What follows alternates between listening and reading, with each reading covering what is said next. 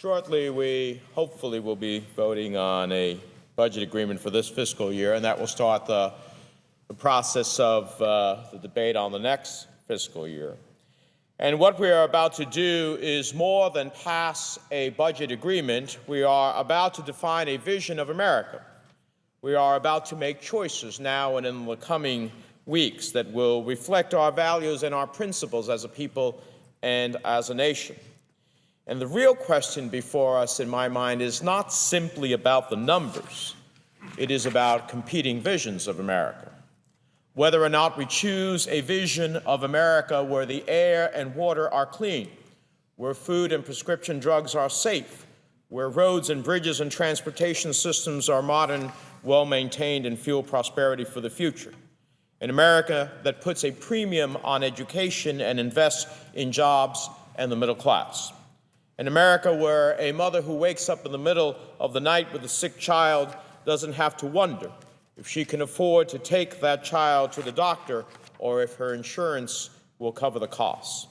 An America in which seniors have a reliable Medicare system they can count on, not just a voucher that doesn't even cover the cost of a plan in the private marketplace.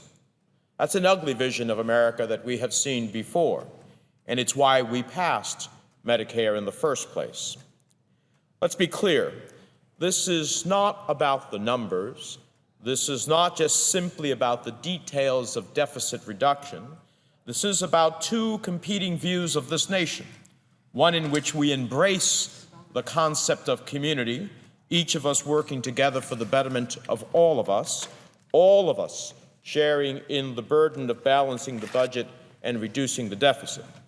The other is a Tea Party vision in which no government is good government, and the notion of an American community is a myth, and that we are simply a nation of competing individuals, each of us working for what we can get on our own. Tea Partiers see an America in which the burden of balancing the budget should be borne by senior citizens, students, middle-class families, while protecting subsidies to big oil companies and giving even more tax breaks to the wealthiest Americans. We see an America of shared prosperity and shared responsibility that reduces the deficit, balances its budget, knowing that millionaires and billionaires can be just as patriotic and willing to pay their fair share as a soldier in Afghanistan whose family is living on an Army paycheck. Mr. President, our friends on the other side tell us that tax cuts for millionaires and billionaires create jobs and benefit middle-class families.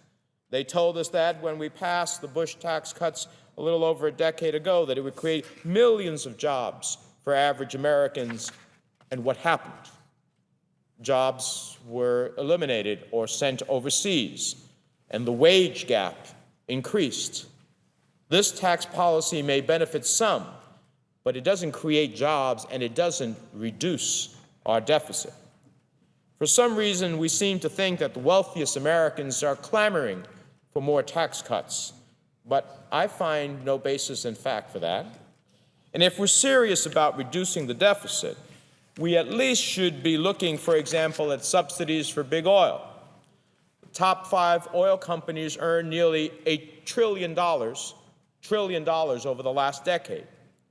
Passing my bill to repeal oil subsidies would save taxpayers $33 billion over the next 10 years. And we can safely assume oil profits will be much greater in the decade to come with higher oil prices. But let's assume that the top 5 oil companies only get another $1 trillion in profits over the next decade. Taking back $33 billion in government handouts would only shave about 3% of those profits. And let's not forget that much of these profits are in federal waters and on federal lands, so they're making these profits on America's own soil. If we were serious about reducing the deficit, we'd also be seriously looking, for example, at big oil subsidies and tax breaks. According to the data, the cost of exploration, development, production of oil and natural gas in the United States averaged about $33.76 per barrel of oil. Oil is trading at $107 a barrel. That means big oil companies are enjoying a profit of over $70 per barrel of oil they extract. Why in the world would they ever need subsidies from the United States taxpayer in such conditions? No, handing out money and reducing regulatory burdens on big oil companies and on the wealthiest Americans is not about balancing the budget or reducing the deficit. It is about a vision of America that favors the rich and would rather dismantle Medicare, cut Social Security, cut Medicaid for seniors, and the poorest among us in nursing homes who have no other place to go rather than to solve our long-term deficit problems. I am deeply disturbed at what's being proposed as we move forward in the next debate of the next fiscal year, and the so-called push for balancing the budget by shifting $4 trillion from the promise of America to protect this nation and to create prosperity for its people to the wealthiest Americans and a tax cut that actually does absolutely nothing to solve the deficit problem.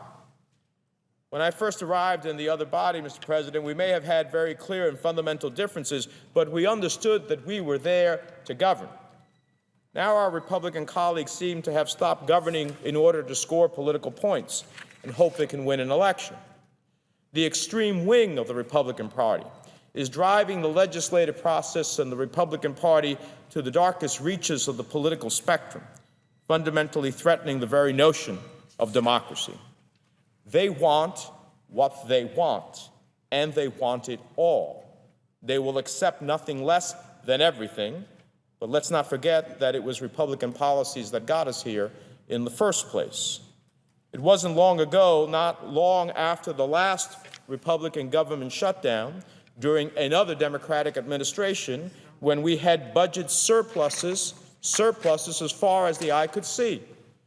The day Bill Clinton left office, he handed President Bush a $236 billion surplus with a projected surplus of $5.6 trillion over the next 10 years.